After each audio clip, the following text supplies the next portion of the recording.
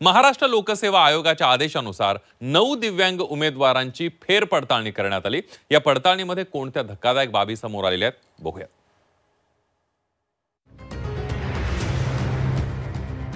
दिव्यांग प्रमाणपत्रासाठी उमेदवारांचे प्रताप। दिव्यांग होण्यासाठी कानात वॅक्स, डोळ्यात ड्रॉप्स। एमपीएससीच्या मुन्नाभाईंचा पर्दाफाश। तुम्ही संजय दत्तचा मुन्नाभाई MBBS पाहिला असेल। डॉक्टरकीची बोगस पदवी मिळवण्यासाठी हा मुन्नाभाई काय करामती करतो ते या सिनेमात आपण पाहिलं। मात्र आता आम्ही दाखवणार आहोत एमपीएससीचे मुन्नाभाई। एमपीएससी परीक्षा देताना दिव्यांग प्रमाणपत्र सादर करणाऱ्या 9 उमेदवारांची फेरपडताळणी करण्याचे आदेश एमपीएससीने दिले होते।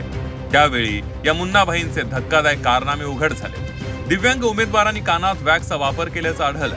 ऐकण्याची क्षमता मोजणाऱ्या यंत्रावर ती कमी दाखवण्यासाठी हा खटाटोप करण्यात आला होता। दृष्टी क्षमता क्षीण दाखवण्यासाठी ड्रॉप्सचा वापर करण्यात आला होता। मानसोपचार सुरू असल्याचं दाखवण्यासाठी काहींनी विमनस्क असल्याचं भासवलं। वैद्यकीय प्रमाणपत्रासाठी आधार कार्डवर वेगवेगळे पत्ते देण्यात आले। अपंगत्वाची 40% मर्यादा दाखवण्यासाठी वेगवेगळ्या शहरातील पत्त्यांचा वापर करण्यात आला। एवढंच नाही तर खोटे भाडे करू ॲग्रीमेंट तयार केल्याचं या फेरपडताळणीत उघड झालं। केवळ वैद्यकीय पडताळणीच नव्हे तर दिव्यांग प्रमाणपत्र सादर करणाऱ्यांच्या कागदपत्रांचीही चौकशी व्हावी अशी मागणी एमपीएससीच्या विद्यार्थ्यांकडून केली जाते। आता जर आपण बघायला गेलो तर आज जे 2 प्रकरणं उघडकीस आलेत एमपीएससी मधले, हे फक्त हिमनगाचं टोक आहे।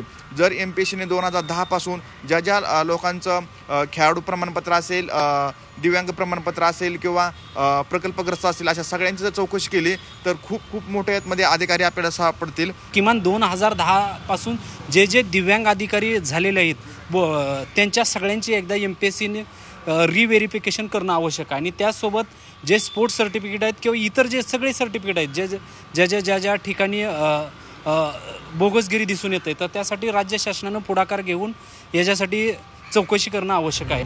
बोगस दिव्यांग प्रमाणपत्राच्या आधारे सरकारी नोकऱ्या पदरात पाडून घेतल्या जातात। त्यामुळे खऱ्याखुऱ्या दिव्यांग उमेदवारांवर अन्याय होतोय। हा अन्याय दूर करण्यासाठी एमपीएससीनं अशा बोगस मुन्नाभाईंवर कठोरात कठोर कारवाई करण्याची गरज आहे।